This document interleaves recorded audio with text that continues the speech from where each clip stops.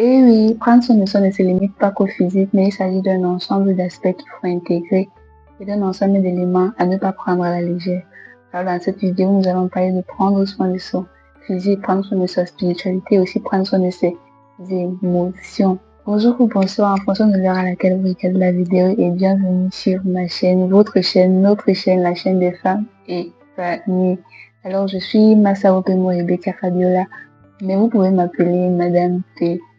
Bienvenue sur ma chaîne, la chaîne des femmes épanouies, la chaîne sur laquelle nous parlons de l'énergie féminine, de spiritualité, d'épanouissement, du développement de la femme, tout ce qui tourne autour du plein épanouissement de la femme. Aujourd'hui, nous allons parler de comment prendre soin de soi. Pour ce sujet, je l'ai subdivisé en 3 parties. On va parler de comment prendre soin de son physique, de comment prendre soin de sa spiritualité ou comment prendre soin de ses émotions. Et on va commencer par le physique parce que quand on se présente devant les gens, la première chose qu'ils voient, c'est notre physique. La première chose qu'ils regardent, c'est notre apparence. Donc, on va commencer par le physique. Alors, pour prendre soin de son physique, l'aspect à intégrer, ce par quoi on a commencé, c'est vraiment l'hygiène, la propreté. C'est la base, la propreté. L'hygiène du corps, l'hygiène bucco-dentaire, l'hygiène capillaire. Vraiment, l'hygiène, c'est la base. L'hygiène corporelle, se doucher. C'est vrai qu'on va dire là que ce sont les basiques, mais parfois on n'applique pas les basiques là. Donc les basiques, se doucher vraiment, au moins c'est une douche par jour. Si on peut faire plus d'une douche par jour, c'est très bien, mais au moins une douche par jour, c'est très important. Surtout pour nous qui sommes dans les pays d'Afrique. Ou même ailleurs, c'est pareil, parce que partout on transpire, mais particulièrement en Afrique, il y a beaucoup de poussière. La poussière se dépose sur la peau, la transpiration aussi. Ce n'est pas très agréable, donc se doucher, ça fait du bien. Minimum une douche par jour. L'hygiène bucco-dentaire, c'est pareil. Se brosser au minimum une fois par jour. Si on peut faire plus, c'est très bien. C'est très bien. L'hygiène capillaire, prendre soin de ses cheveux, les laver. Là, c'est vraiment le minimum. Maintenant, on peut se permettre les soins de cheveux. Il y a des soins naturels là qu'on peut faire à la maison avec des trucs naturels qui ne nous coûtent pas beaucoup ou qui ne nous coûtent même rien. Donc, on peut faire des soins capillaires. Pour le corps aussi, il y a des gommages qu'on peut faire sur le corps avec des composantes vraiment naturelles qui ne nous coûtent presque rien ou qui ne nous coûtent rien. Donc, si on a le temps, si on a la disposition, de temps en temps faire les gommages sur le corps. Si nos moyens nous permettent, on peut aussi faire des soins, que ce soit des soins de visage ou des soins corporels. Ça sera très bien pour régénérer notre peau, pour ouvrir les pores, pour éliminer les cellules mortes et tout ce que vous pouvez imaginer. Donc, c'est très bien pour la peau. Mais si on ne peut pas se permettre ces soins-là dans les instituts, on peut juste se limiter à la douche et au gommage fait maison. Vraiment, on aura une peau lumineuse et notre peau nous remerciera. On va se sentir aussi bien dans la peau.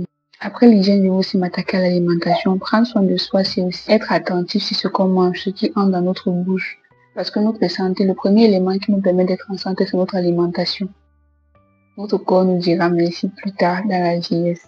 Le premier élément sur lequel on doit s'appuyer pour être en santé, c'est l'alimentation. Faire l'effort de manger beaucoup de fruits, beaucoup de légumes. Faire l'effort d'équilibrer nos plats, de manger beaucoup de protéines. Vraiment, ça fait du bien au corps. Ça fait beaucoup de bien au corps et ça chasse aussi beaucoup de maladies. On mange aussi moins salé, moins sucré. Vraiment, tout ce qui est excès là, limité. Et un point très important, s'hydrater. Boire beaucoup d'eau. Boire beaucoup d'eau. C'est vrai qu'on boit de l'eau selon son IMC. Mais là, en règle générale, ce qui s'applique, c'est entre 1,5 litre et 2 litres d'eau par jour. Si on peut le faire, ça sera très bien pour notre peau. Ça sera très bien pour notre foie, pour le cœur, pour les reins. Ça sera excellent pour notre santé. Donc, si on peut boire 1,5 litre à 2 litres d'eau par jour, c'est très bien. Donc, juste des petites bouteilles, avoir sa petite bouteille d'eau ou bien sa petite gourde à côté si on est au travail, si on va faire du sport, si on est à la maison, avoir sa petite bouteille d'eau à côté. De temps en temps, en boire un peu, en boire un demi-verre, un verre. On va même pas se rendre compte qu'on a bu 2 litres d'eau à la fin de la journée. Donc, boire de temps en temps. Ne pas se m'attendre qu'on a soif pour boire de temps en temps. Passer à boire de l'eau, ça va nous faire du bien. Ça va faire du bien à notre corps. Après l'hydratation, on va parler aussi des exercices physiques. Je ne vous demande pas d'être super sportif. Faut pas vous voyez, je ne nous demande pas, parce que moi aussi je suis inclus. Je ne nous demande pas d'être super sportive et tout, mais juste la base, quelques exercices physiques.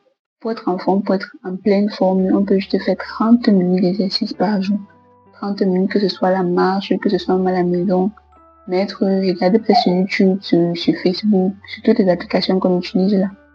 Ça peut juste être exercice à faire à la maison ou activité sportive, quelque chose qui nous plaît. Ça peut être la danse, ça peut être n'importe quoi. Mais il y a plusieurs façons de bouger le corps. De ne pas rester sur place. Là, quand on reste sur place, le corps pèse et ça ramène beaucoup de maladies. Donc, l'activité physique va nous permettre non seulement de chasser le stress, chasser la dépression, mais aussi d'équilibrer notre poids et d'améliorer notre flexibilité. Après l'activité physique, on peut aussi prendre soin de notre apparence, c'est-à-dire ce qu'on peut arborer comme vêtements, comme chaussures, vraiment choisir des pièces qui nous plaisent et des pièces qui épousent notre style. Si on n'a pas encore de style, si en tant que femme on n'a pas encore de style, voilà un petit conseil pour pouvoir déterminer votre style. Quand vous scrollez là sur les réseaux sociaux, ou bien quand vous voyez les femmes dans la rue, d'autres femmes, est-ce qu'il y a un style qui vous plaît particulièrement? Peut-être vous voyez une femme, vous dites que waouh, elle est bien habillée, waouh, elle est stylée, waouh, elle est. Toutes ces femmes à qui vous dites waouh là, c'est votre style. Si ça vous pique, ça vous fait un truc là, ça vous fait chaud au cœur quoi. C'est que c'est votre style. Essayez juste de commencer à acheter ce genre de pièces, vous allez voir comment ça vous plaît, comment vous êtes à l'aise à l'intérieur. Et vraiment en termes de vêtements, priorisez les vêtements qui sont non seulement confortables mais qui vous plaisent aussi. Donc quand vous allez faire un achat, faites un achat qualitatif, oui, pas quantitatif, qualitatif, ce que moi je conseille. Qualitatif, mais surtout quelque chose de confortable et quelque chose qui vous plaît. En termes de mise en beauté, de make-up, je suis consciente que tout le monde n'est pas make-up et je pense que ce n'est pas le make-up qui définit notre féminité ou ce n'est pas le make-up qui fait de nous une belle femme ou alors une moins belle femme. Je sais pas si c'est dit. Bref, ce n'est pas le make-up qui définit notre beauté. On peut être très belle sans make-up, on peut être très belle au naturel. Ça dépend vraiment de comment on se sent à l'intérieur. Si on aime le make-up, oui. Si on aime le make-up, apprenons à faire le make-up. Apprenons à utiliser les pinceaux, les fonds de teint, tout ça. C'est pas trop mon truc. C'est pour ça que je m'y connais pas trop. Mais si c'est notre truc, si ça nous parle et que ça réveille un peu notre côté féminin là, mettons l'accent sur ça, investissons sur ça, à être toujours, si tu es toujours bien make-upé. Mais si le make-up c'est pas notre truc, appliquons-nous pour que notre peau soit radieuse, que notre peau soit soignée avec des produits de qualité, pas des produits qui décapent, mais des produits de qualité qui ressortent notre teint naturel et qui l'illuminent davantage. Donc, s'il faut passer par des soins corporels ou des soins de beauté, donnons-nous et soyons patientes pour avoir le glow-up qu'il faut. Et j'oubliais aussi, par rapport à l'hydratation, on le rend bien à notre peau. Essayez seulement de remarquer, quand vous êtes enceinte, moi quand je t'enseigne, pour prendre juste un exemple, je n'arrivais pas du tout à avaler de l'eau. Bref, rien ne passait, que ce soit l'eau, la nourriture. C'était tellement compliqué pour que je puisse m'alimenter et j'avais les lèvres sèches, je dis, tellement sèches. C'était un manque d'hydratation. C'est juste un exemple pour vous faire voir que quand vous ne buvez pas assez d'eau, le corps sèche. C'est comme si nos cellules puisent l'eau qui est dans notre peau là et ça assèche la peau. Ça assèche le corps en général. Donc, l'eau fait un très très très grand bien. Même pour notre glow, au bord de l'eau. C'était tout pour comment prendre soin de son corps. Maintenant, comment prendre soin de sa spiritualité? Il est important de noter que pour être épanoui, il faut aussi être aligné dans sa spiritualité. Il faut avoir une connexion avec Dieu. Et pour avoir cette connexion-là, en tant que chrétien, ça se fait par le jeûne, par la prière, par la méditation, mais ce n'est pas toujours facile au quotidien. Ce n'est pas facile de maintenir le rythme, particulièrement par rapport à la prière. Moi, c'est un peu mon combat. Ce n'est pas évident.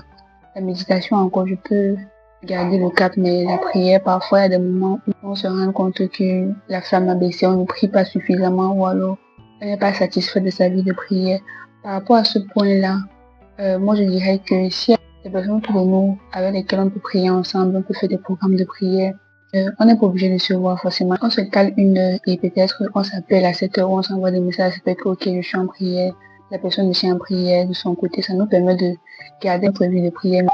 Par rapport à ces émotions, prendre soin de ces émotions, c'est déjà chasser les pensées reçues, les pensées selon lesquelles on est égoïste. Si on prend soin de nous, si on est trop bien apprêté, si on est trop ci, si on est trop ça, c'est égoïste. On néglige les autres et c'est faux. C'est vrai que si c'est exagéré, on va négliger les autres, mais Si c'est mesuré, c'est vraiment la plus belle, c'est le plus beau cadeau qu'on peut offrir à l'autre, qu'on peut offrir à notre prochain, parce que quand on prend soin de soi, on est radieux et on dégage un truc là. On dégage une énergie là qui fait du bien aux autres. Imaginez-vous seulement, vous mettez un parfum là, un joli petit parfum qui dégage une belle odeur et vous entrez dans un taxi par exemple, un taxi commun. D'autres personnes vont sentir que waouh, elle est lumineuse, elle est radieuse. Ça va apporter quelque chose de positif chez eux et une femme épanouie, c'est aussi une femme qui peut apporter quelque chose de positif chez les autres, qui peut dégager une énergie particulière, qui peut faire plaisir aux autres. Parce que quand vous êtes bien avec vous, quand vous vous sentez bien, quand vous êtes à l'aise avec ce que vous avez porté, vous êtes à l'aise dans vous êtes à l'aise dans ce que vous faites, dans ce que vous dites. Bref, vous êtes à l'aise avec vous-même. Ça va se ressentir, ça va apporter une énergie de paix là.